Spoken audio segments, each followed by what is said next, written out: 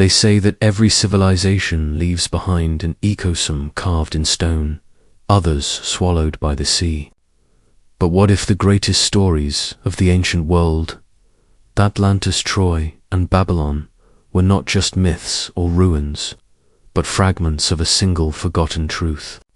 Sit back, relax, and imagine this: a map unrolling under candlelight. Its edges burned, its ink faded, showing coastlines that no longer exist.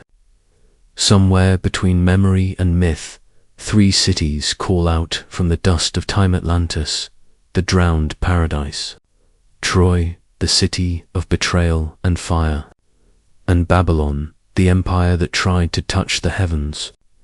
Each promised perfection, each fell in ruin. Each left behind whispers that still haunt scholars, divers, and dreamers. The question is not whether they existed, but whether we've misunderstood what they truly were. Maybe these were not just cities, but warning symbols of humanity's eternal cycle of creation, arrogance, and collapse. Picture Atlantis beneath the waves' columns of marble, now draped in coral. Streets once gleaming, now home to silence. Picture Troy, its towers burning red against a dark horizon, as warriors fought not only for love or power, but for the favor of unseen gods. Picture Babylon, with its cigarettes piercing the clouds, its gardens hanging like illusions, as if man had stolen a fragment of paradise. Across continents and centuries, their stories echo the same rhythm: the rise of greatness, the price of pride, and the fall that follows. Some believe these cities were real, bound by geography and history. Others suggest they are metaphors, collective memories of floods, wars, and divine punishment. Yet, as new ruins are unearthed and ancient texts re-slated, the line between truth and myth blurs more with each discovery. Were the ancients trying to tell us something? Perhaps the ruins we search for are not lost at all, but merely hidden beneath layers of misunderstanding. And as we peel them back, we don't just uncover the past, we confront ourselves. Because the story of Atlantis, Troy, and Babylon is, in many ways, the story of humanity, brilliant, ambitious, and tragically fragile. So tonight, we begin where history and legend collide. The first mystery lies beneath the ocean, where something vast and impossible once was. Zor, perhaps, still is. The search for Atlantis begins. They say the ocean never forgets, only hides what it cannot forgive. The story of Atlantis begins not with discovery, but with a memory whispered by the philosopher Plato. Around 360 BCE, he spoke of a great island beyond the pillars of Heracles, an empire so advanced, so radiant with knowledge and power, that it seemed to mock the gods themselves. And then, in a single day and night of misfortune, it was gone, swallowed by the sea. To some, it's a parable of pride. To others, a coded description of a real place. But as the tides move and continents shift, the ocean floor still carries patterns that shouldn't exist: circular formations, sunken ridges, and ruins that glimmer like secrets just out of reach.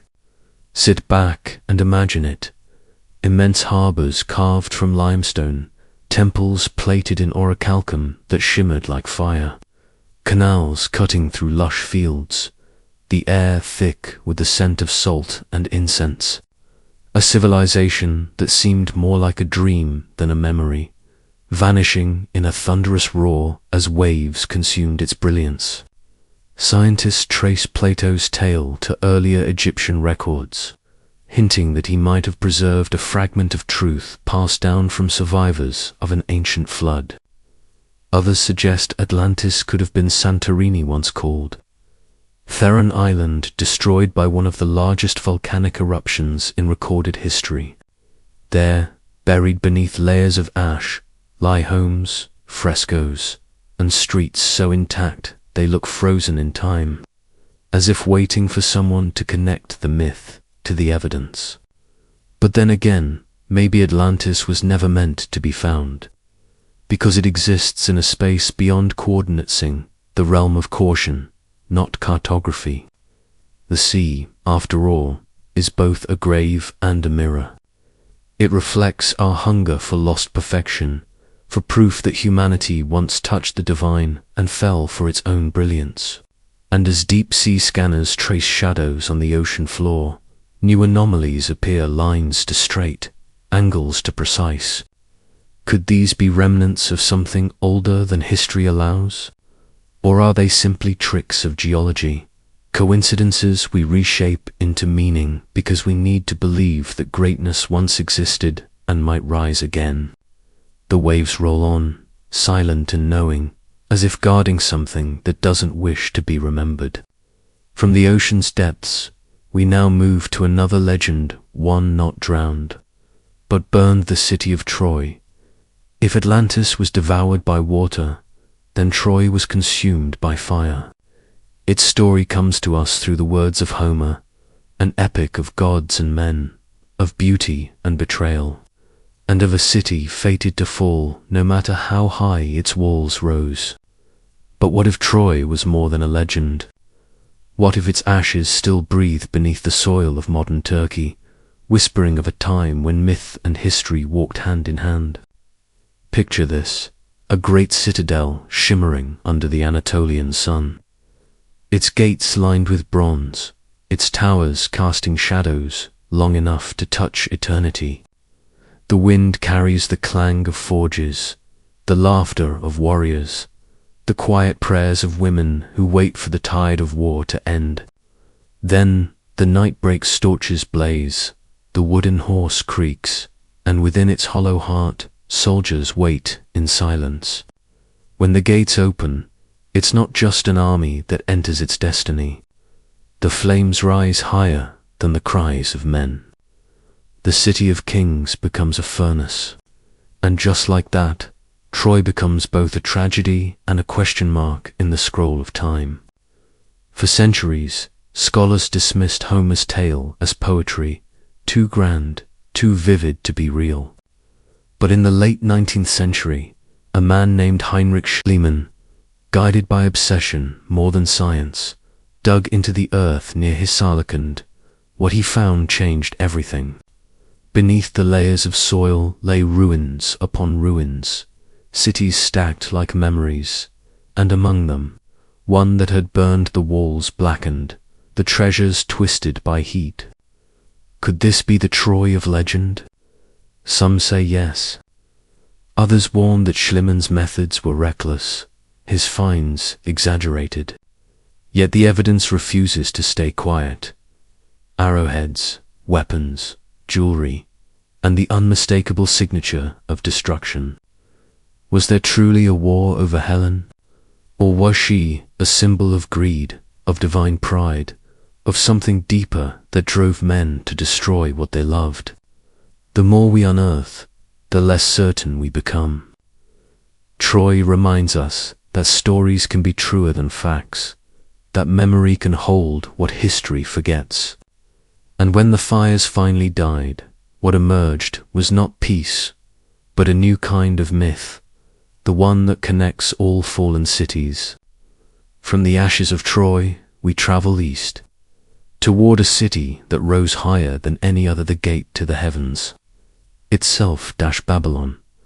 They called it Babylon, the gate of the gods, rising from the Mesopotamian plain.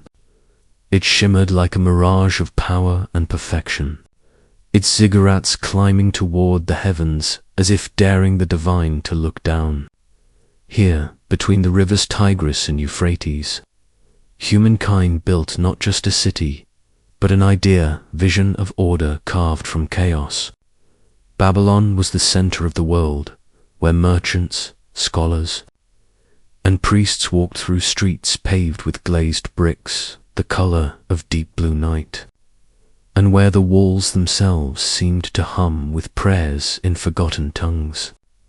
Sit back and imagine approaching through the Ishtar Gate, its towers covered in golden lions and dragons that gleamed under the desert sun. The air is heavy with incense and heat, with the rhythmic sound of drums echoing from temple courtyards. Somewhere above, the hanging gardens sway in the breezeresses, overflowing with palm trees, vines, and flowers said to defy the laws of nature. Yet, for all its beauty, Babylon carried within it the same sickness that haunts every great civilization: pride.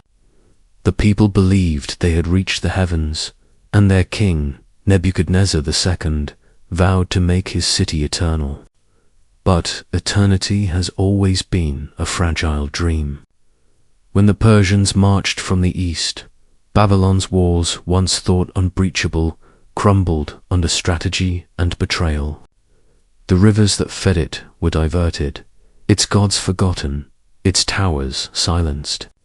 All that remains today are fragments: a lion carved in stone, a few thousand cuneiform tablets, and the echo of a language that once ruled the world. Some say Babylon fell because of arrogance, because humanity tried to claim the realm of gods through architecture and intellect. Others believe its fall was simply the turning of history's wheel, a reminder that no empire, no matter how magnificent, escapes decay. But what if there's more? What if Babylon, Troy, and Atlantis were not separate but reflections of one story told across ages, each born from the same human heartbeat, the same flaw, the desire to become divine, and the punishment that follows? The ruins of Babylon still hum with unanswered questions, and beneath its dust, archaeologists continue to dig for clues, inscriptions, foundations, and maybe, one day, something that proves the legends were not merely symbolic. Yet as night falls over the desert, the wind whispers through the ruins, carrying a message older than any empire. Every time we reach for heaven, something in us begins to fall. From the depths of the sea to the ashes of war and the sands of the desert, one truth begins to take shape, a pattern repeating itself across millennia. Atlantis drowned, Troy burned, Babylon crumbled.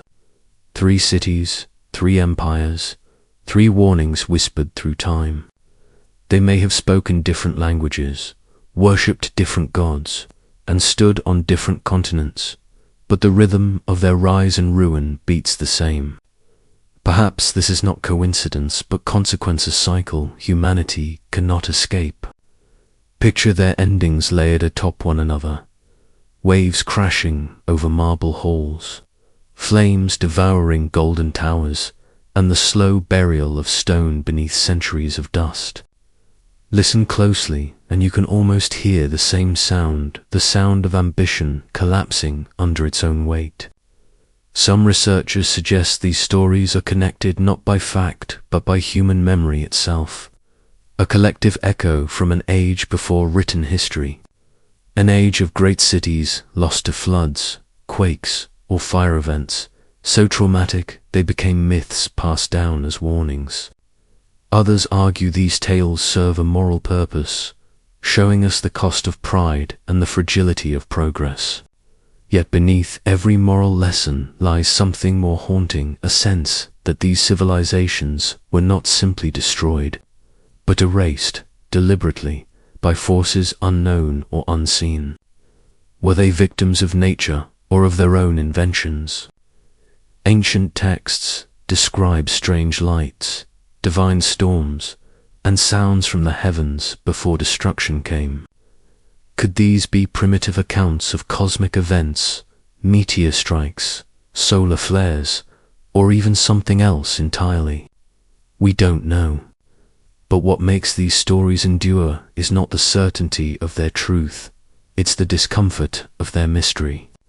They remind us that history is full of voids, and those voids whisper louder than facts ever could.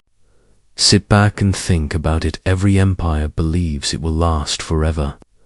Every generation believes it has reached the pinnacle, and every collapse believes it is unique. Yet the pattern never changes. The more we build, the more we risk forgetting what lies beneath. And perhaps that's why the ruins still call to us, not to reveal their secrets, but to warn us of our own reflection in their fall. From here, the search deepens not in stone or sand, but in the hidden memory of humanity itself. What if the truth behind the myths is not buried in the earth but inside us? There is a theory, whispered among archaeologists and mystics alike, that humanity suffers from amnesia, kind of collective forgetting that stretches back further than history dares to measure. It suggests that civilizations like Atlantis, Troy, and Babylon are not isolated miracles, but fragments of something far older, broken off from a mother culture erased by cataclysm.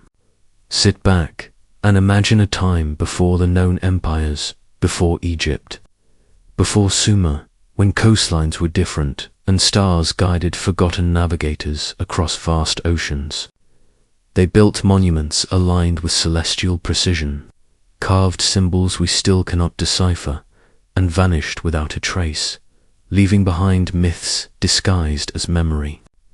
Perhaps Atlantis was one of their colonies, Troy a surviving stronghold, Babylon their final echo, a last attempt to rebuild what the flood of time had taken away. Some researchers point to anomalies scattered across the globe, massive stone blocks, quarried with technology beyond Bronze Age capability, identical flood myths from continents that never met, an astronomical alignment suggesting knowledge impossible for their time. Others dismiss it as coincidence, a human tendency to connect dots that were never meant to form a picture. But what if the dots are real and we've simply forgotten the hand that drew them? Every culture, no matter how distant, carries stories of a golden age cut short by divine wrath or natural disaster. The Maya called it the age before the flood. The Greeks called it the time of the Titans. The Sumerians called it the reign of the gods. All different tongues, yet the same melody. Could these be distorted memories of a shared origin, a civilization so ancient it exists now only in fragments of myth? And if so, why was it erased? Was it nature, or something more deliberate, an act of cleansing, as if history itself chose to start over? The ocean hides its secrets well, but the mind hides them better. Dreams, symbols, ancient languages, they all hint that humanity once knew something it no longer remembers.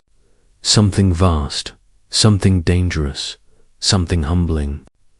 Atlantis, Troy, and Babylon may not just be ruins, they might be reminders, the echoes of a world that rose too high and was silenced to protect what remained. The question that lingers now is not who built these cities, but who or what made sure their true story was never told. There is an unsettling thought that creeps into the silence between ruins, that perhaps the loss of these civilizations was not an accident of time, but an act of design. Some scholars whisper of the architects of forgetting, unseen hands that shape the rhythm of human memory, deciding what survives and what fades. History, after all, is not a record, it's a reconstruction, built on what we're allowed to find. Sit back, close your eyes, and imagine a great erasure sweeping across the earth like a storm.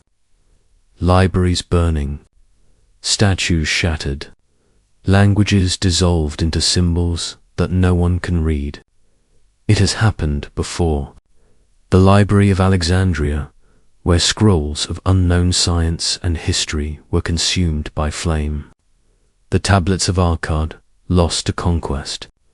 The codices of the Maya, destroyed by zealots who feared their knowledge. What if the destruction of Atlantis, the fall of Troy, and the silencing of Babylon were not separate tragedies, but orchestrated resets deliberate cleansing of memory to keep humanity from rediscovering something it wasn't meant to know. Some believe these forces are natural cycles of cataclysm that purge the planet when civilizations grow too powerful. Others suggest something far more calculated, that knowledge itself is guarded, rationed, and buried under myth, until we are ready or until we forget completely. Archaeologists unearth layers of civilization stacked one atop another, as if humanity keeps restarting, each time believing it is the first to build, to write, to dream. But beneath those layers, beneath the reach of our tools and carbon dating, lie deeper patterns, geometric alignments across continents, identical gods with different names, and recurring symbols carved into stone by hands separated by oceans and time. Were these coincidences or clues left behind by those who remembered the world before the last erasure? Every fallen empire leaves behind a message, but perhaps not for us. Maybe it's for the next world, the next version of civilization that rises from the dust, just as we did. The architects of forgetting may not be villains, but custodians, ensuring that power never outlives wisdom. And yet, in the cracks of history, traces still survive, hidden texts, forbidden maps, and ruins that refuse to stay buried. As we move forward, one question burns like an ember in the dark. What truth were they trying so desperately to hide? What if the stories of Atlantis, Troy, and Babylon were not just tales of ruin, but fragments of a blueprint, an ancient formula for building and destroying civilizations? Across time, the same pattern repeats. Sudden leaps in knowledge, the rise of monumental architecture, a brief golden age, then chaos. It's as if humanity keeps rediscovering a set of instructions it doesn't fully understand, using them to build wonders and then perishing under their weight. Sit back, imagine an unbroken thread connecting these cities, an inherited design passed through myth, encoded in stone and story. The Atlanteans mastered energy drawn from the earth and sea. The Trojans understood the art of deception and power. The Babylonians sought to bridge heaven and earth through mathematics and architecture. 3 stages of human ambition: onage, control, and transcendence, each ending in collapse. Researchers studying ancient architecture notice something strange. Megalithic structures across the world align perfectly with celestial bodies, magnetic fields, and even one another. Pyramids in Egypt, ziggurats in Mesopotamia, temples in South America share proportions and alignments that seem far too deliberate to be coincidence. Were these remnants of a shared understanding, a sacred geometry once known to the ancients and lost in the flood of time? Some say yes, that these civilizations inherited a universal knowledge code for harmonizing with the earth and the stars. Others warn it was knowledge too powerful to wield, the same energy that may have destroyed Atlantis or corrupted Babylon. And then there are the myths of divine punishment, where gods erase civilizations for overreaching. Perhaps gods was merely a name given to forces beyond comprehension, technology mistaken for divinity, or nature striking back against imbalance. Whatever the truth, the blueprint remains hidden in plain sight, in the ratios of temples, the geometry of ruins, the rhythms of myth. We've always sensed it, even if we've forgotten how to read it. Humanity is both the architect and the apprentice, rebuilding what it once knew, chasing shadows of its own forgotten brilliance. The deeper we dig, the more familiar the ruins become. Maybe the ancients didn't vanish, they evolved, scattered, or hid their knowledge, waiting for a future that could understand without destroying. The question is, when we finally rediscover that blueprint, will we build paradise or will we repeat the fall? Every ruin hums with something deeper than silence. Beneath the dust of collapsed walls and broken idols lies a vibration of faint, rhythmic pulse that some call coincidence and others call memory. In places where Atlantis is said to have sunk, divers report strange acoustics, low resonant tones that seem to come from nowhere and everywhere at once. In Troy, archaeologists speak of layers of earth that feel charged, as if the ground remembers the screams, the fire, the betrayal. And in Babylon, under the scorching Mesopotamian sun, visitors describe a presence that watches quietly, patiently from behind the ruins. Sit back and imagine standing alone in one of those places at twilight. The air is still, yet heavy. The horizon burns red. The stones, long dead, seem to breathe. Could these be echoes of the past, trapped in matter itself? Some researchers have proposed that ancient architecture was designed not just for beauty or worship, but resonance, that temples, towers, and walls were tuned to the natural frequencies of the earth, amplifying energy or memory, a forgotten science of sound, vibration, and consciousness. If that were true, then Atlantis, Troy, and Babylon were more than cities, they were instruments. When their harmony broke, so did the civilizations themselves. It's said that the Atlanteans used crystals and metals to draw power from the earth, that the Babylonians chanted mathematical prayers to stabilize their towers, and that the Trojans built according to celestial harmonics whispered by their gods. Whether myth or metaphor, the idea lingers, sound, frequency, and memory intertwined. Could these voices be remnants of that forgotten art, resonance of something once alive? Some modern physicists and historians dismiss such notions as fantasy, claiming no evidence connects vibration to lost civilizations. But then again, how much evidence do we need when the very air above these ruins feels alive, when even silence hums with story? Maybe the ancients knew something we no longer can hear. Maybe their downfall began the moment the harmony broke in greed. Pride or war silenced the frequencies that once kept their worlds in balance. Now, all that remains is the faint murmur of what was a warning disguised as a whisper. And if these ruins still speak, perhaps they are not telling us what was lost, but asking if we've learned to listen. Because what if the key to remembering isn't found in digging deeper, but in hearing what's already beneath our feet? Across dusty archives and digital databases, a growing number of researchers are noticing something strange: maps that shouldn't exist.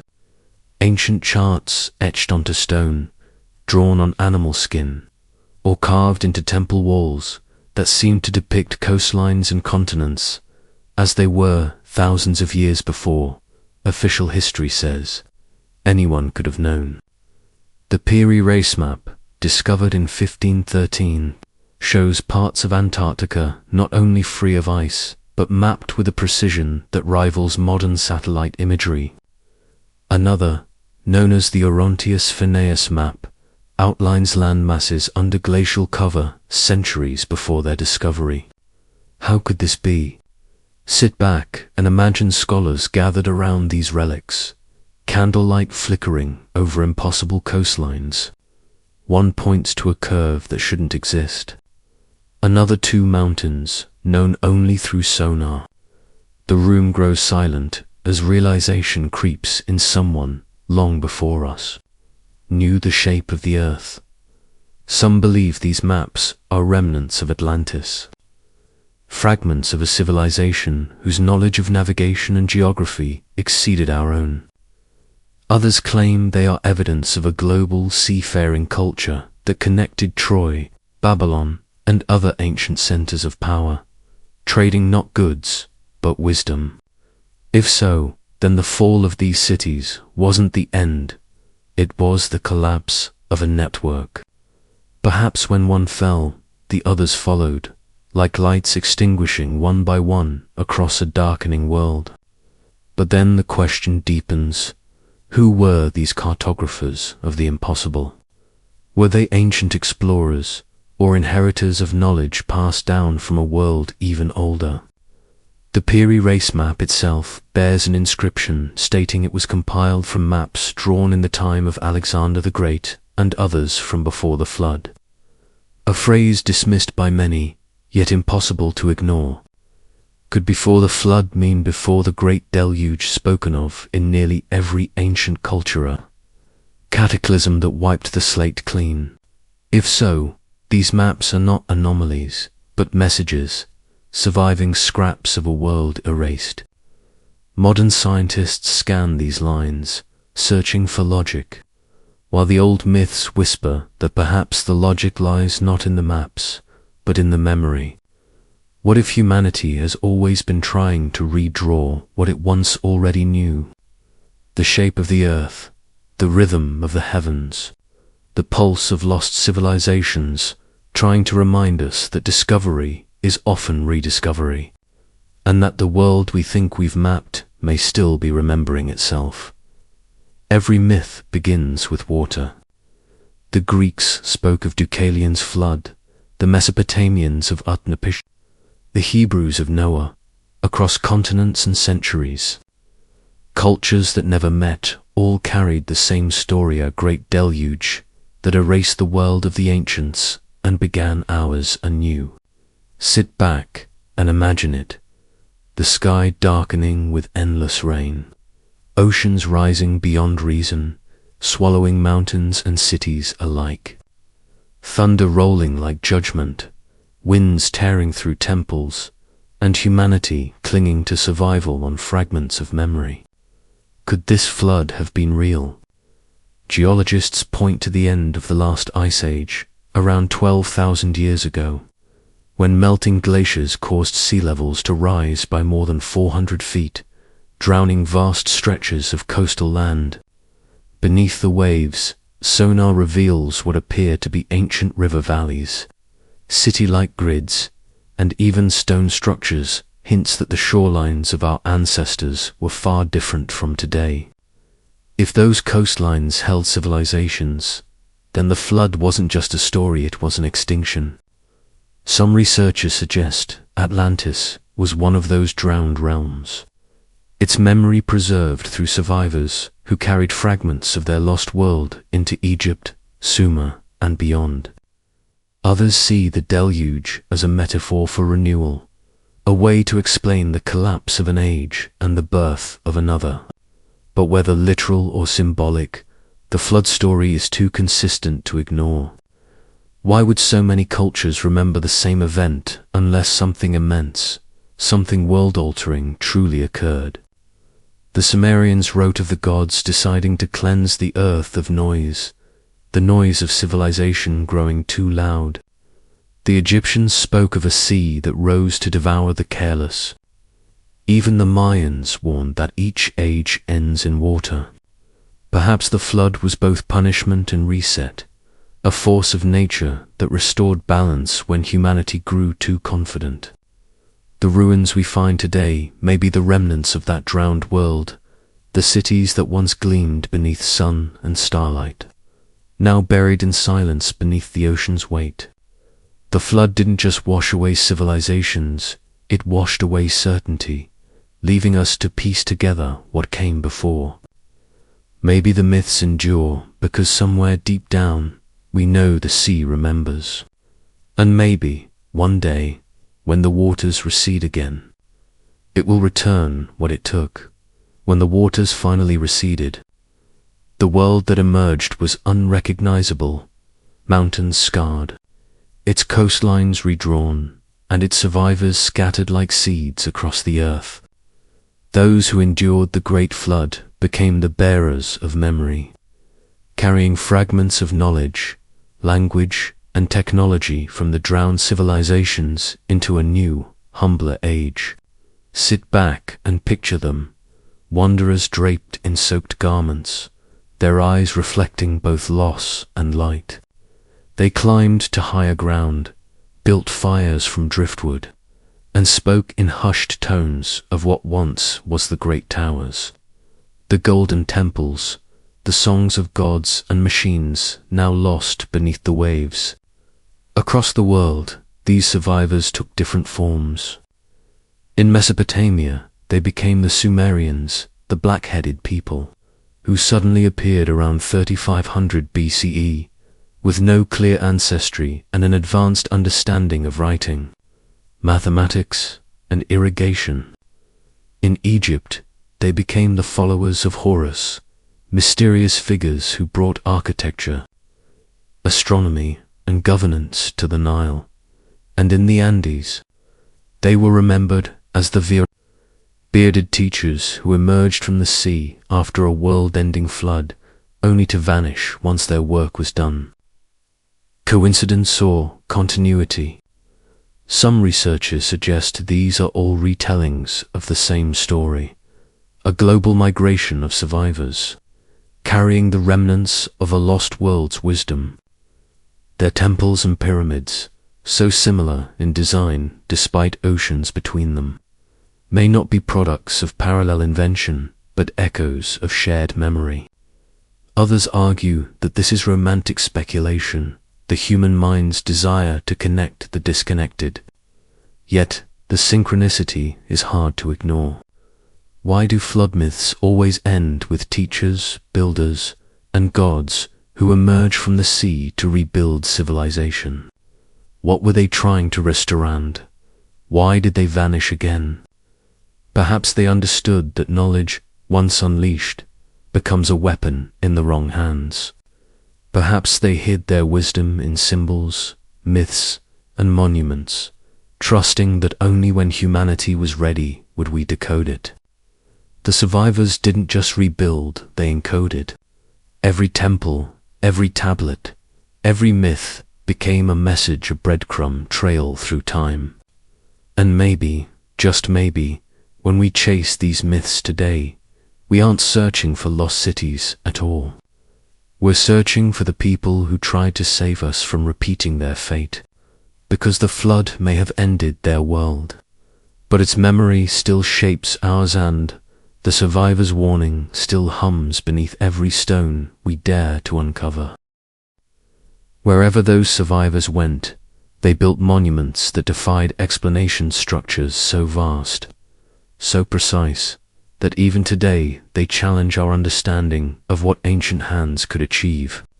Sit back and imagine standing before the Great Pyramid of Giza, its limestone blocks weighing up to 80 tons, aligned with near-perfect accuracy to the cardinal points of the earth, or the walls of Baalbek in Lebanon, where stones, heavier than modern cranes, can lift sit fitted with microscopic precision, or the ziggurats of Babylon, their stairways rising like mountains made by human ambition.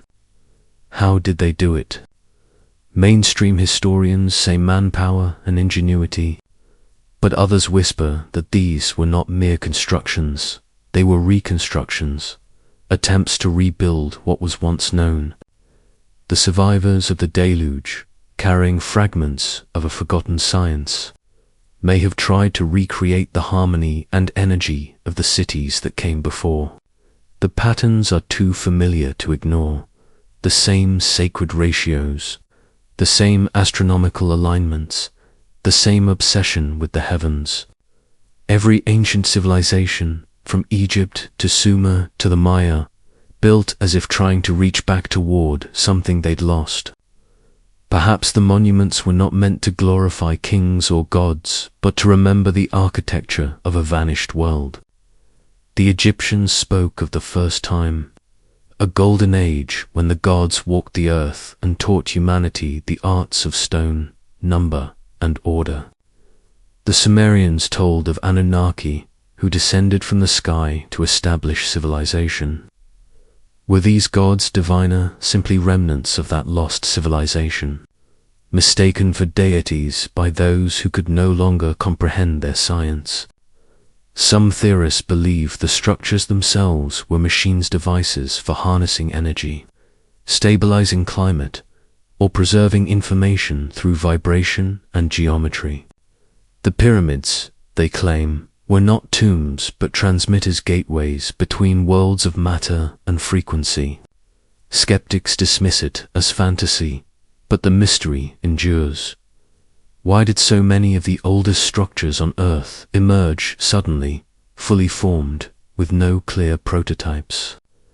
Why did humanity seem to remember how to build before it remembered how to write? Perhaps the monuments are more than ruins, they are keys, waiting for us to remember how to turn them. The builders of the impossible left behind not answers, but an invitation. And if we ever learn to read the language of their stones, we may finally uncover what they were trying to preserve and why. Across continents separated by oceans, the same code appears again and again, a silent language written in angles, alignments, and shadow. From the pyramids of Egypt to the temples of Mexico, from Stonehenge to the city of Nanmadol, the architecture whispers to the stars. The builders knew the equinoxes and solstices with mathematical precision, tracing the movements of Sirius, Orion, and the Pleiades as if they were part of a cosmic blueprint. How could societies thousands of miles apart, with no known contact, create monuments that align perfectly with the same celestial markers? Coincidence is the simplest answer, but the deeper you look, the harder that becomes to believe. It's as though these ancient cultures were not just building on Earth, they were mirroring the heavens. The Great Pyramid aligns with Orion's belt. The temples of Teotihuacan replicate the same constellation, and Angkor Wat in Cambodia reflects Draco's stars across its moat. Even the mythologies connected these places to beings who descended from the skies or ascended to them after death. It suggests a unified vision of humanity's origin and destiny, a belief that life below was a reflection of what existed above. The ancients saw no separation between heaven and earth, only resonance. The stones were not symbols, they were instruments, tuned to the same cosmic rhythm. But who first taught humanity to see the stars as more than lights in the night sky? The knowledge of precession, of orbital cycles spanning thousands of years, should have been beyond their reach. Yet the builders of these monuments seemed to understand the rhythm of the cosmos in ways modern science only recently rediscovered. It's as if they inherited this wisdom rather than invented it, passed down from a time when humanity's connection to the universe was direct, visceral, and mathematical. Some researchers believe sound and vibration played a role, that temples were built not only to worship but to resonate, to amplify frequencies that affected consciousness itself. Perhaps the ancients weren't merely tracking the stars, they were synchronizing with them, aligning human energy with the architecture of creation. Every alignment, every echoing chamber, every carved symbol may have been part of a forgotten science of connection. We stand today among their ruins, measuring angles and debating purpose. But maybe we've been asking the wrong question all along. These structures weren't built to record the stars, they were built to remember where we came from. But every story of ascent is followed by a fall, and the civilizations that once built in harmony with the cosmos began to fracture under the weight of their own brilliance. Legends from every continent speak of a great catastrophe, a moment when the sky itself turned against humanity. Fire rained from above, waters rose from below, and entire continents shifted as if the earth was resetting itself. The star builders, those who once spoke to the heavens through stone and song, were silenced almost overnight. In the aftermath, survivors wandered across the world, carrying fragments of memory, fragments of technology, and the fading whispers of who they once were. Some say they became the priests of Egypt, the sages of Sumer, and the architects of forgotten temples in Central America. Others suggest they were wiped out entirely, their wisdom buried beneath layers of ash and time. But if that were true, how do we explain the sudden appearance of advanced mathematics, agriculture, and astronomy in the ancient recorder appearing in different parts of the world almost simultaneously? It's as if humanity rebooted, using instructions remembered rather than reinvented. The myths call it the flood, the great burning, the night of falling stars. Scientists now point to evidence of a global disaster around 12,000 years ago. The Younger Dryas impact hypothesis suggesting a comet or meteor shattered across the northern hemisphere, melting ice caps and drowning coastlines. Perhaps this was the event that ended the age of the star builders and scattered their knowledge like seeds across the earth. Those who survived would have clung to their rituals, preserving them through symbolism and story, hoping one day the stars would realign and the age of wisdom would return. But over millennia, the language of resonance was forgotten, replaced by myths that only hinted at the truth. What was once physics became religion. What was once engineering became legend. And what was once universal understanding became scattered faiths, each claiming a different fragment of the same lost whole. The world that followed was built on ruins, literally and philosophically. Humanity had fallen from the stars back into the dust, not realizing that the same heavens that inspired their ancestors still looked down, unchanged, waiting for us to remember the pattern we once understood by instinct, not by science. If Atlantis was the memory of a world lost to the sea, then Troy was the ghost that refused to stay buried beneath the earth. For centuries, scholars debated whether it was myth or history, a poetic invention of Homer or a city of flesh and blood. The Iliad spoke of its golden walls, its proud kings, and the war that reduced it to ash, a story too dramatic to be real, and yet too detailed to be imagined. Then, in the late 19th century, a man named Heinrich Schliemann dug into the mound of Hisarlik in modern-day Turkey and found what the poets had promised: layers upon layers of ruins, each one a different Troy, built upon the bones of the last. It was as if the city refused to die, resurrecting itself after every destruction, its memory reborn in stone. Among the rubble, Schliemann claimed to have found Priam's treasure, jewels, gold, and weapons that shimmered in the sun like echoes of a vanished age. Yet controversy followed him, for his methods were reckless, his claims grandiose, and the truth of what he found remains tangled in speculation. What we do know is that Troy was real, and more than that, it was ancient, older than the Greeks who later immortalized it. Its location, at the crossroads between Asia and Europe, made it both a prize and a curse, a city that controlled the flow of empires and thus drew their wrath. But behind the political and military story, there lingers another mystery. Why did so many cultures preserve the same pattern the city destroyed by fire? Its walls collapsing, its people scattered, and yet its legend surviving. Could Troy, in some deeper sense, be another retelling of the same cosmic memory, the fall of the star builders, the collapse of the Golden Age, the loss of something humanity once had and cannot recover? Every civilization seems to carry its own version of Troy, a story of betrayal, pride, and ruin. Some believe Troy's repeated destruction mirrors a cycle humanity cannot escape: creation, conflict, collapse, and rebirth. And perhaps that's why the story endures, because it isn't just about a city. It's about us, about what happens when greatness turns inward, when the fire that once built empires burns them instead. Troy fell, but its echo still speaks in every civilization that rises, believing it cannot fall. As Troy's ashes cooled and its story bled into legend, another question began to form: who were the gods that seemed to walk among men during those days?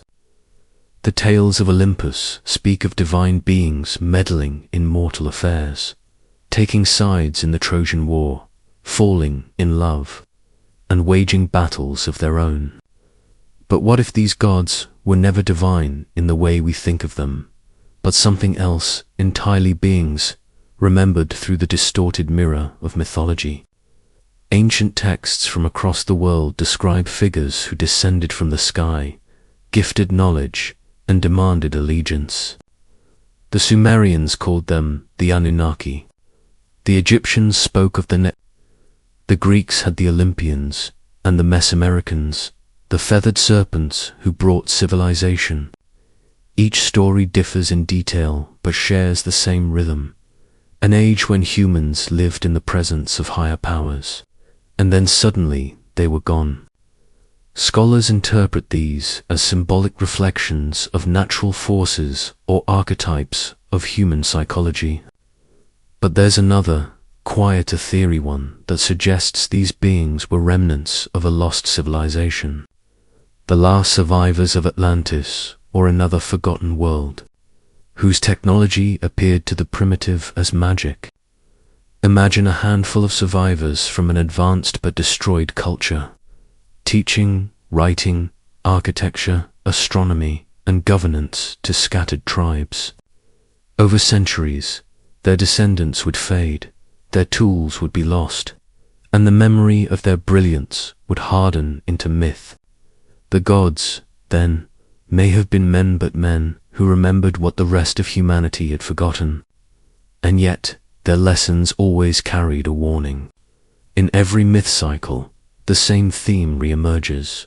The gods depart when humans grow arrogant. When we defy the balance between earth and sky, the heavens withdraw, leaving silence in their place. Perhaps that silence wasn't divine punishment, but inevitability, the collapse of knowledge once again. From Atlantis to Troy to Babylon, humanity's relationship with its gods has always been fragile, fleeting, and cyclical. The ancients built temples to preserve their connection. We build theories to explain it away. Still, the question lingers like a shadow behind every myth.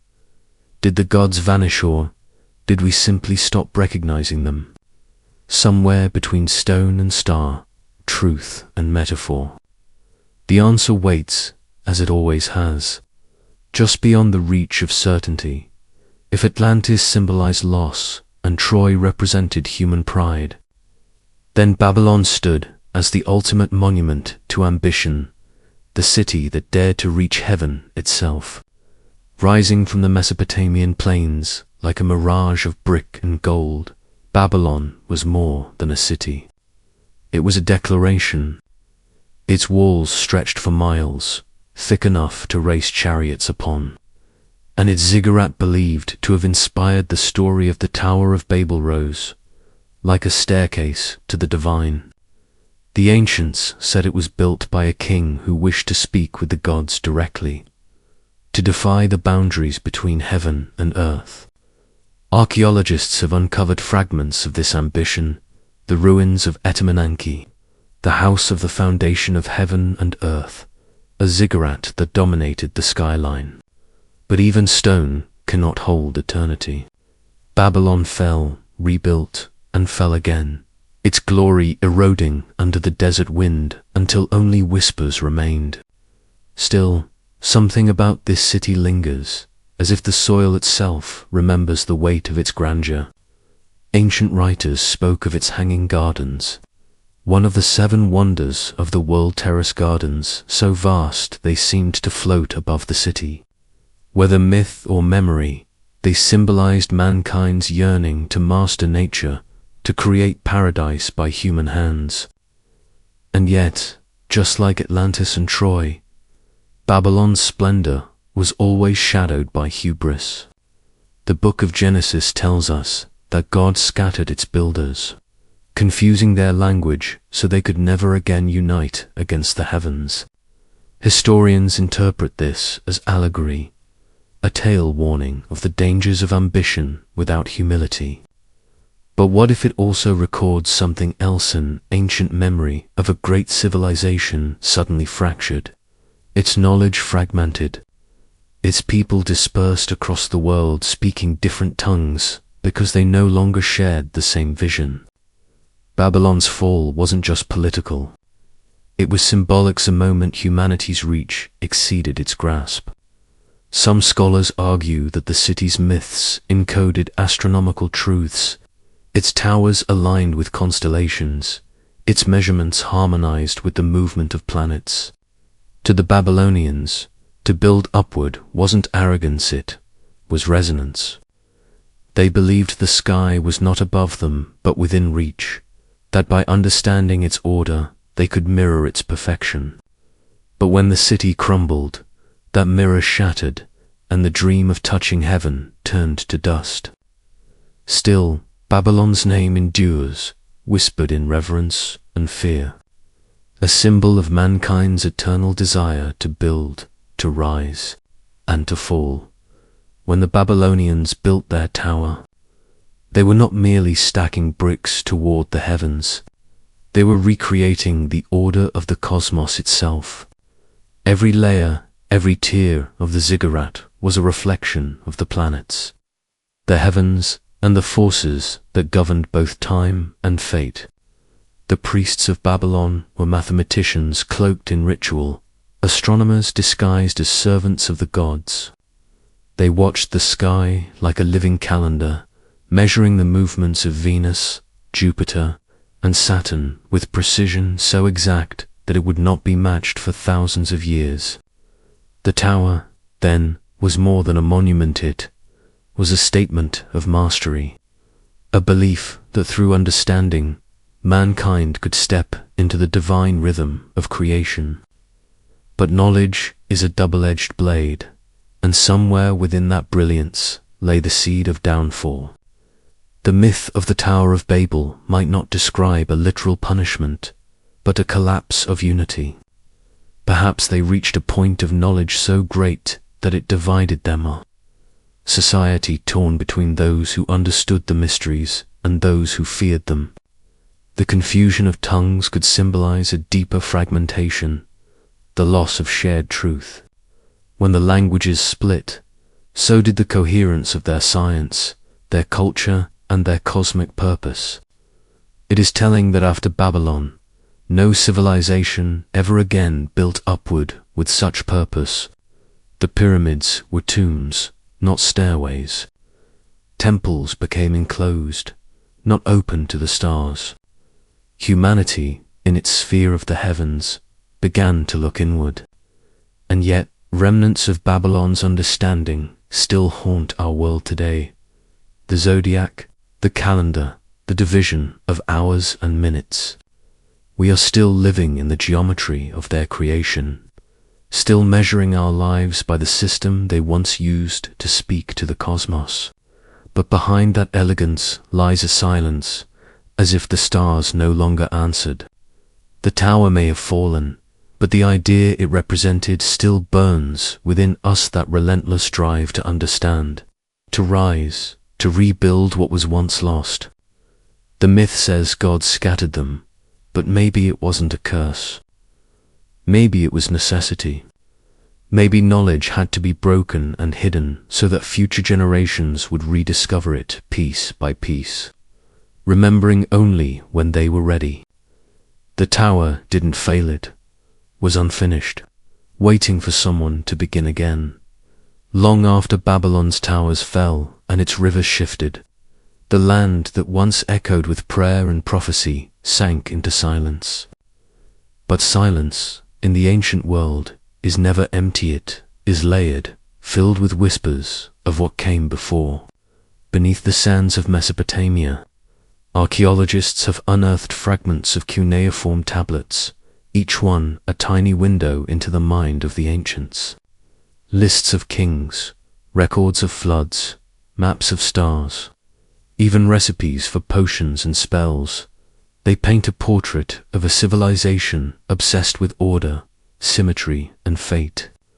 Yet among the countless lines of clay text, a pattern emerges, an awareness of cycles. The Babylonians did not see time as linear but circular, like the turning of the constellations. They believed that civilizations rose and fell in rhythm with the heavens, that each age would end in destruction and begin anew in rebirth. In their eyes, the fall of cities like Atlantis, Troy, or Babylon was not random, it was expected. A cosmic clock wound by forces beyond human control.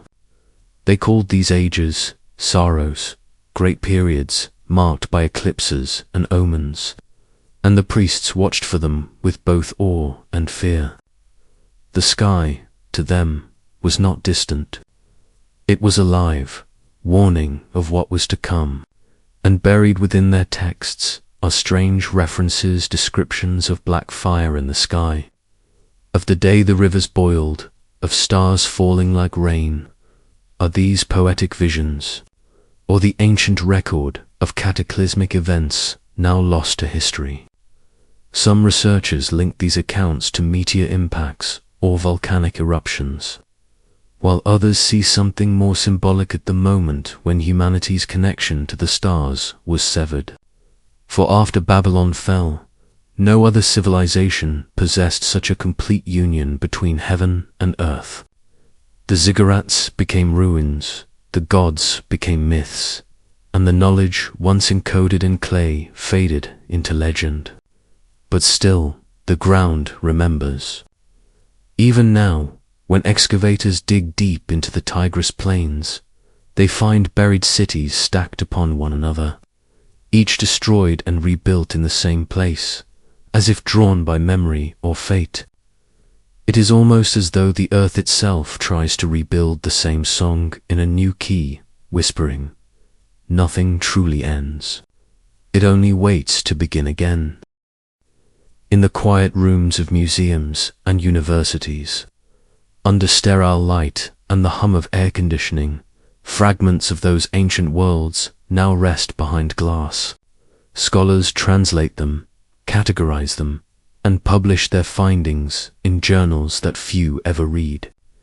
They treat the tablets and relics as remnants of a primitive age, curiosities of a people still learning how to think scientifically. Yet, when you read those inscriptions closely, when you strip away the labels and look at the words themselves, something uncanny stirs beneath the surface. The ancients were not ignorant. They were not fumbling in the dark. They saw the world as a liver system of patterns, energies, and harmonies that modern science is only beginning to describe in its own language. When they wrote of gods descending from the heavens, of towers aligning with the stars, of floods cleansing the earth, perhaps they were encoding truths in the only vocabulary they had. Myths are the fossils of knowledge. Each one is a memory preserved in metaphor, but modern archaeology, bound by its methods, often cannot afford to believe that. The more it explains, the less it feels. And yet, something strange happens when scientists push the boundaries of their disciplines. They begin to rediscover what the ancients already knew. Quantum mechanics speaks of interconnectedness, of observation shaping reality. Astrophysics speaks of cycles, collapses, and rebirths of worlds. Anthropology speaks of a shared origin myth that echoes across every culture. The language has changed, but the rhythm has not. It is the same song, retold in different keys. Some researchers quietly, carefully suggest that myth and science are not opposites, but reflections. The ancients encoded wisdom in symbols, while we decode it in formulas. Both seek the same answer: what is our place in the universe? And why do we keep forgetting? When you walk through the ruins of Babylon, or the stones of Troy, or the imagined coastline of Atlantis, you begin to feel a presence not of ghosts, but of continuity. The shadows of knowledge still cling to those places, as if waiting for us to recognize them. The scholars may study them with logic, but the stones speak with memory, and sometimes memory tells a truth that logic cannot measure. Long before satellites mapped the planet and GPS drew invisible lines across continents, there existed another kind of map, one that defied explanation. In the dusty archives of history, there are charts drawn centuries before the age of discovery that depict coastlines buried under ice, mountains that should not have been known, and continents that modern explorers had yet to see. The most famous of these is the Piri race map, created in 1513 by an Ottoman admiral using ancient source maps. It shows the western coast of Africa, the eastern edge of South America, and most mysteriously the northern outline of Antarctica, not as it is now beneath miles of ice, but as it would appear if it were ice-free. Modern geology confirms that the last time Antarctica's coastline was visible in such detail was thousands of years before the rise of civilization. How could such knowledge exist in the 16th century or earlier? Some say it is coincidence, the result of artistic interpretation or distorted copying, but others see in these maps the faint fingerprints of a forgotten cartographic tradition, passed down through time like a fading photograph, a knowledge of the globe far older than the civilizations that preserved it. The idea is heretical to modern history, yet the evidence lingers: fragments of ancient charts referenced by sailors, Greek scholars, and Arab geographers, all claiming descent from sources older than memory. Could it be that the survivors of Atlantis or an earlier seafaring culture preserved their knowledge through these maps, encoding what they once knew about a world before the flood? Even more curious is how these maps seem to focus on key locations: Antarctica, Mesopotamia, the Atlantic seaboard, as if marking something more than geography. Perhaps they traced ley lines of energy, or routes once used to connect the centers of a global civilization. To the ancients, mapping was not simply measurement. It was an act of reverence. The earth was sacred, and to draw it was to understand creation itself. Yet, somewhere along the way, that sacred purpose was lost, replaced by conquest and trade. Now, when we look at the old maps, we see only ink and parchment, but perhaps we are staring at a memory of the world before the deluge, when knowledge of the planet was complete, and humanity still remembered where it came from. Every civilization leaves behind its bones ruins of stone, shattered statues, inscriptions worn by wind and rain, but some remnants are stranger than the rest. Across the world, colossal stone structures lie half buried in jungles, mountains, and deserts, their purpose forgotten, their builders unknown. The precision of their design defies logic. In Baalbek, Lebanon, blocks weighing more than 1,000 tons are stacked as if they were toys. In Egypt, cuts in granite so clean they could have been made with modern machinery still gleam beneath the dust. In Peru, walls fit together with joints so tight that a blade cannot pass between them. How, without steel, electricity, or cranes, did the ancients move such weight and shape such perfection? Historians offer explanations: ropes, manpower, but none fully satisfy. These sites do not feel like the work of trial and error. They feel deliberate, mathematical, almost engineered. It is as though their builders possessed a knowledge of vibration, resonance, and gravity far beyond what we credit them with. Some researchers propose that these megaliths were not built with brute force, but with sound that frequencies could have been used to move stone, aligning the molecular structure of matter through harmonic vibration. It sounds impossible, Yet certain ancient texts hint at exactly this. The Egyptians wrote of words of power that could lift objects. The Tibetans sang of sacred tones that shaped reality. The builders of these monuments may not have worshipped gods in the way.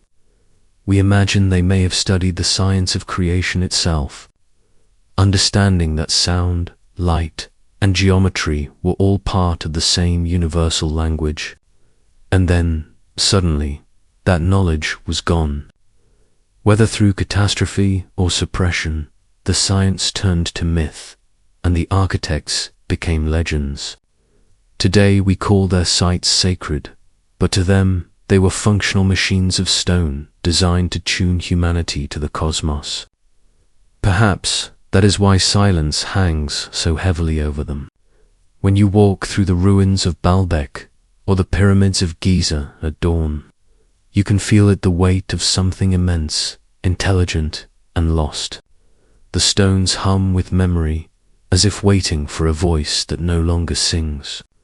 The architects built for eternity, but what they built may have been more than temples. They may have built reminders, silent, unyielding messages carved for those who would one day come searching for the truth beneath the ruins. When ancient people carved into stone, they were not just creating monuments, they were writing in a language older than writing itself. The placement of every block, the angle of every cut, the orientation of every structure held meaning. Temples faced solstices, megaliths aligned with constellations, and entire cities seemed to breathe in rhythm with the sky. Modern archaeologists often dismiss these alignments as coincidence or religious symbolism. But the precision is too exact, too persistent across continents, to be mere chance. From the pyramids of Egypt to the megaliths of Karnak, from the temple complexes of Angkor to the Nazca lines in Peru, the same geometric language repeats itself, universal grammar carved in stone. It speaks of star maps, cycles, and frequencies. It suggests that these builders did not just observe the heavens, they interacted with it, treating the earth as part of a living, breathing cosmic system. The ancients understood something we have forgotten, that stone is not dead. It resonates. It carries energy, memory, and vibration. Some researchers believe that megalithic sites were constructed not only for spiritual or ceremonial reasons, but to harness subtle forces, geomagnetic fields, acoustic frequencies, even gravitational harmonics. At dawn or under specific star alignments, these places may have come alive, humming like tuning forks to the rhythm of the cosmos. Myths of singing stones and gates to the gods may not be poetry, but descriptions of real, engineered experiences. When the star builders walked the earth, they didn't simply build temples, they encoded knowledge into architecture. The stones became libraries, their shapes and placements holding truths long after words were forgotten.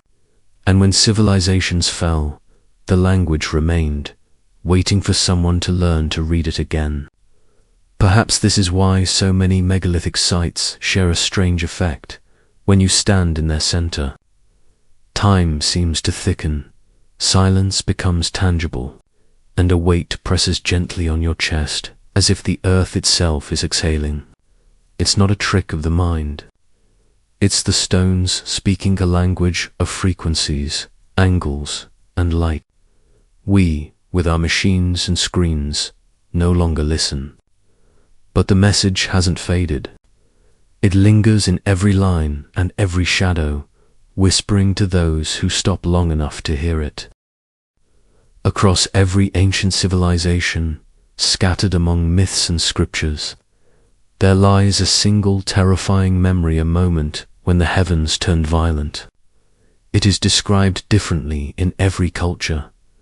In Mesopotamia, the gods unleashed storms of fire. In Egypt, the sky burned and the Nile ran red. In Mesoamerica, the sun died and chaos swallowed the world.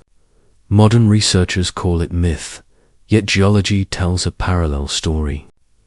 Around 12,000 years ago, the Earth suffered a cataclysm, the Younger Dryas impact event. Fragments of a massive comet are believed to have struck the planet, igniting wildfires, melting glaciers, and triggering a flood that would erase coastlines and drown entire cultures. Was this the real origin of the great flood myth that echoes from the Bible to the Epic of Gilgamesh? Perhaps what the ancients remembered as divine punishment was the trauma of a world collapsing overnight. Imagine standing beneath a sky raining molten light, hearing the horizon roar as oceans rise and the air turns to flame.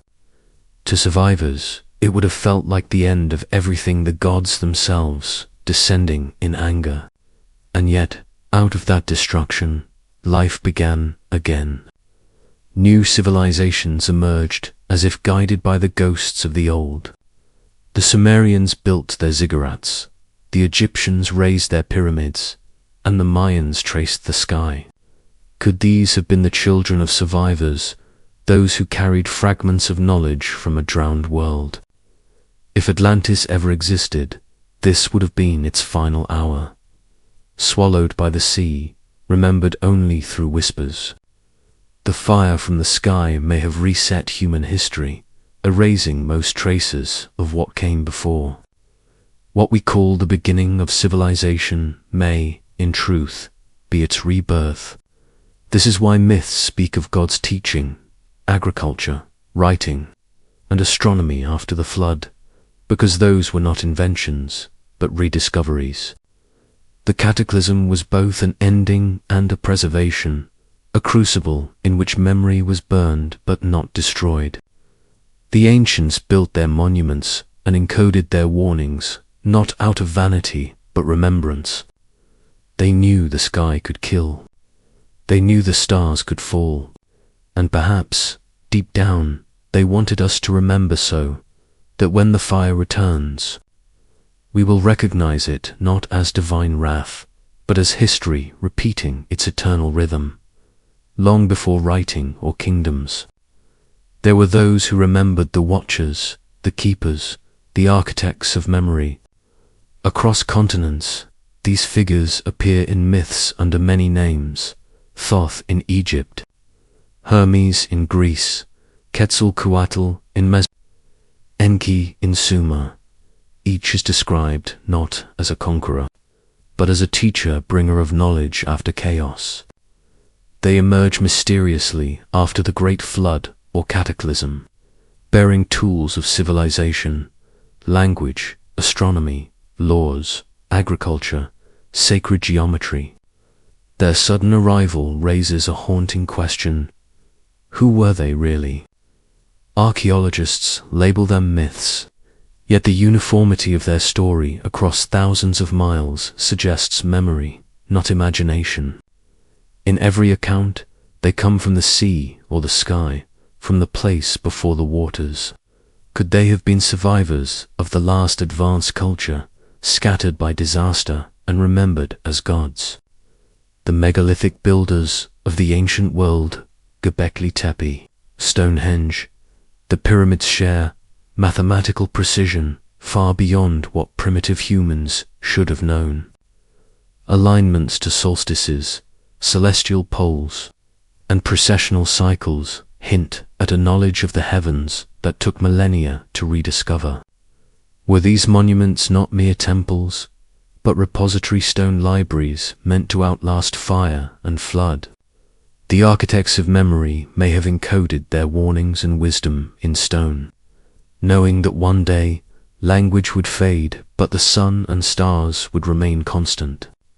The serpent, the bird, the winged disc, the all-seeing eye symbols repeated through epics were not religious ornaments, but markers, guiding future generations toward truths buried beneath time.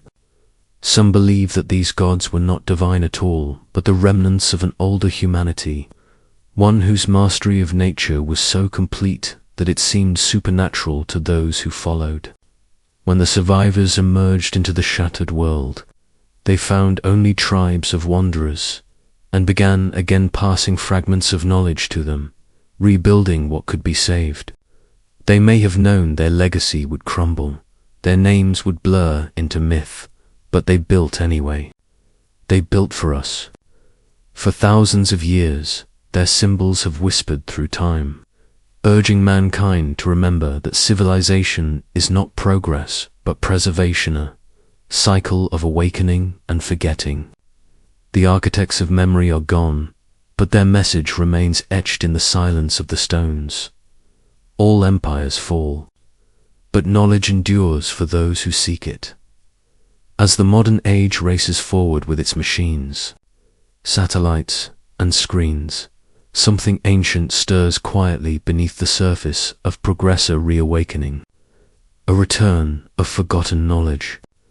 For the first time since the fall of the old empires, humanity can look down from space and see what the ancients once saw from their mountaintop. Temples, the patterns of the earth itself. The alignments between ancient sites that once seemed random now form invisible grids stretching across continents, echoing the geometry of a world once unified by purpose. Computer modeling reveals that structures like the Great Pyramid, Stonehenge, and Teotihuacan are not isolated achievements, but part of a global language written in stone. Could it be that the ancients were trying to communicate something to us? To those who would one day rise again after the floodwaters of time had receded. Ancient myths warned of forgetting, of mankind's arrogance in believing it had surpassed the wisdom of its ancestors. Yet here we are, rediscovering their secrets through lasers and satellites, only to realize they knew things we still cannot explain.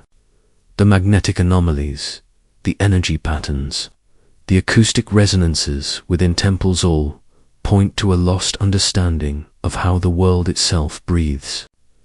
Some scientists now suggest that ancient monuments were not just ceremonial, but functional machines of stone that harnessed natural forces for healing, communication, or even stabilization of the Earth's energy fields. It sounds like fantasy, yet the more we uncover, the more plausible it becomes. We find ourselves at the threshold of a mirror seeing in our technology the reflection of their mystery. What if our satellites are the new pyramids, our data centers the new temples? The mediums change, but the intention remains, to preserve, to connect, to transcend time. Perhaps that was the fate of Atlantis, of Troy, of Babylon, to rise, fall, and leave behind the seeds of rediscovery for a future age capable of understanding. And perhaps that age is now. As science reopens doors once guarded by myth, we find that the line between magic and mathematics grows thinner each day. The ancients may not have vanished.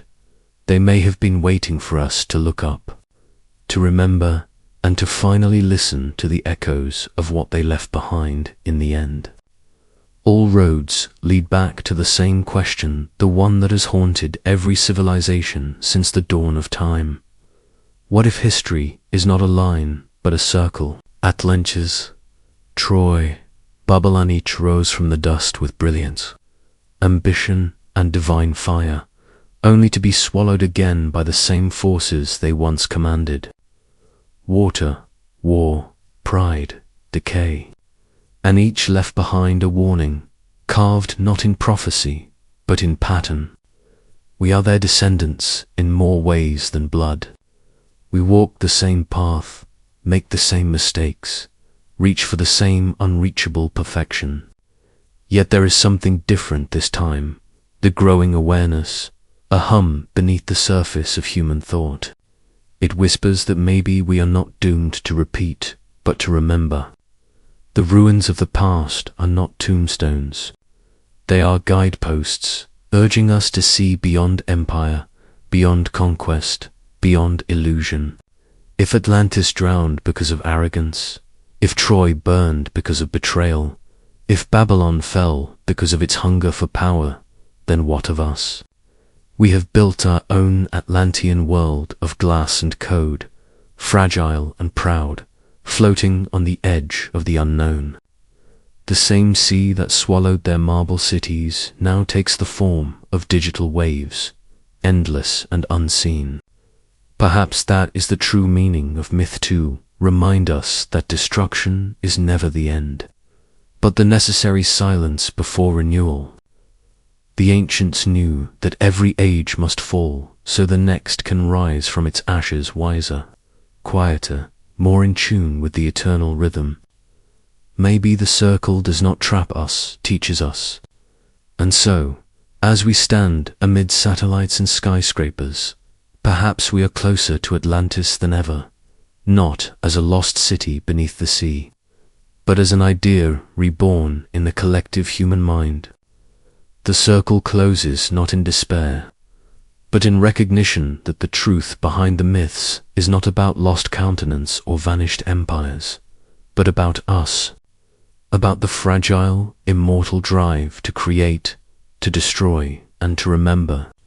Sit back, take one last breath, and listen closely, because beneath the hum of the modern world, you can still hear it, the echo of Atlantis, the roar of Troy, the whisper of Babylon, the pulse of a world forever trying to find itself again.